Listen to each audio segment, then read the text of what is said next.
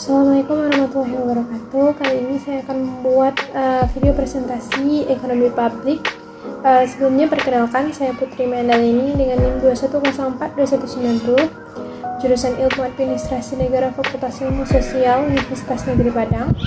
Ekonomi publik ini diampu oleh Bapak Hidayatul Fajri, SAP MPA. Tugas ekonomi publik ini adalah tugas pertemuan pada 9, yaitu tentang kegagalan pasar.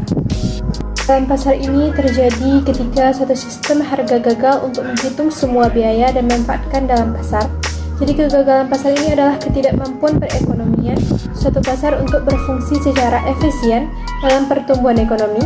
Suatu pasar dikatakan gagal jika tidak memberikan jumlah yang optimal secara kebutuhan sosial, dan di sini dibutuhkan sebuah sistem yang dikolaborasikan antara pemerintahan dan pasar bebas. Jadi dalam buku Sarah Fair, Prinsip-prinsip Ekonomi karya Carl E. Chase dan Ray Fair, sistem pasar memberikan inisiatif untuk menimbang biaya dan memanfaatkannya serta beroperasi secara efisien. Namun sayangnya dalam kenyataannya, dalam pasar bebas tidak selalu menghasilkan alokasi sumber daya yang efisien, sehingga peran pemerintah dalam perekonomian menjadi penting. Banyak pihak yang menginginkan keterlibatan pemerintah dalam perekonomian untuk mengkoreksi kegagalan pasar, selain itu juga untuk membantu pasar dalam fungsi yang lebih efisien. Adapun contoh pada saat ini adalah tentang kegagalan pasar minyak goreng yang picu keresahan sosial.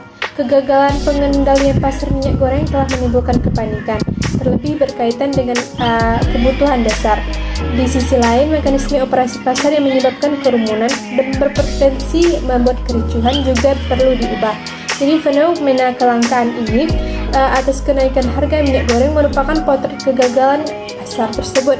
Jadi kondisi itu dinilai telah memicu keresahan sosial merugikan konsumen, aksi ambil untung dan tindakan kejahatan seperti adanya penimbunan minyak goreng tersebut.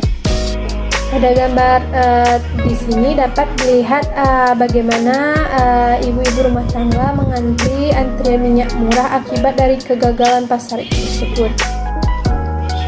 Jadi adapun faktor dari kegagalan pasar tersebut, menurut Nisruddin Idris dalam bukunya Ekonomi Publik tahun 2018 mengatakan terdapat beberapa faktor kegagalan pasar, yaitu pertama adanya barang publik yang memberikan manfaat kolektif pada anggota masyarakat sehingga sebagian besar khususnya orang tidak bisa dicegah untuk turut serta dalam menerima manfaatnya.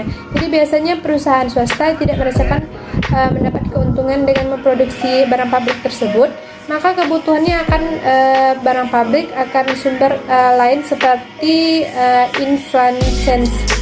Jadi contoh lainnya yaitu seperti sistem saluran pembangunan, pengerangan jalan, tanaman umum dan lainnya. Barang-barang tersebut dapat memicu kegagalan dikarenakan beberapa orang membayar untuk memperoleh kemanfaatan, sedangkan ada beberapa pihak lain yang tidak.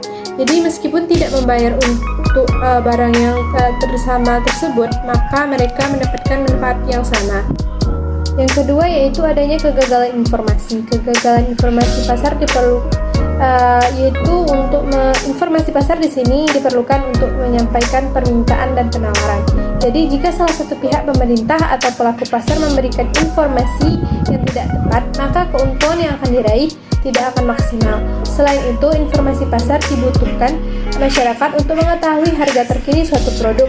Jika informasi yang diberikan kurang tepat, maka pembeli harus membayar lebih mahal. Sedangkan untuk produsen, kegagalan informasi mereka dalam menjual barang dengan harga rendah daripada harga pasar. Yang ketiga yaitu eksternalitas. Eksternalitas adalah biaya atau manfaat yang ditimpakan maupun diberikan pada suatu individual atau kelompok yang berada di luar suatu transaksi. Jika biaya atau manfaat sosial seperti itu diabaikan, maka keputusan rumah tangga maupun perusahaan cenderung keliru dan inefisien. Jadi di sini pada praktik pemerintahan baik secara langsung dan tidak langsung di dalam kehidupan ekonomi adalah untuk menghindari eksternalitas tersebut. Jadi khusus dampak samping bagi lingkungan dan sosial, umumnya sektor pasar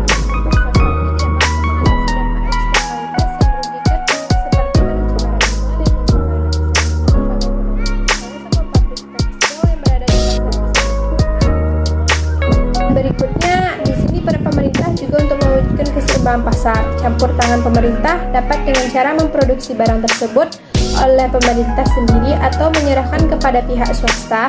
Dengan menyerahkan kepada pihak swasta, maka pemerintah memberikan ganti rugi atau subsidi, sehingga produsen swasta tidak menderita kerugian. Karena materinya dapat saya sampaikan tentang kegagalan pasar dan bagaimana cara pemerintah menginterpretasikannya. Dan mohon maaf atas segala kesalahan dan kekurangannya. Wassalamualaikum warahmatullahi wabarakatuh.